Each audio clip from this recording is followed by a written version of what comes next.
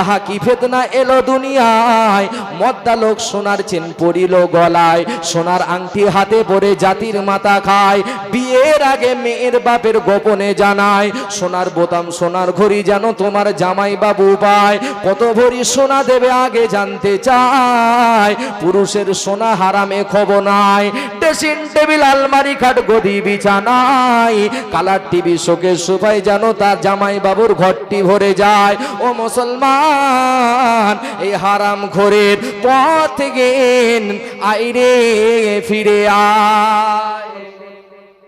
ডান হাতে রেশম, বাম হাতে স্বর্ণ নিয়ে আল্লাহ নবী বললেন, ও আমার সাহাবীরা, এই যে দুটো জিনিস তোমরা দেখিতে পাও, এই দুই জিনিস আমার পুরুষ উম্মাতিগণের জন্য আমার আল্লাহ পাক হারাম করে দিয়েছেন।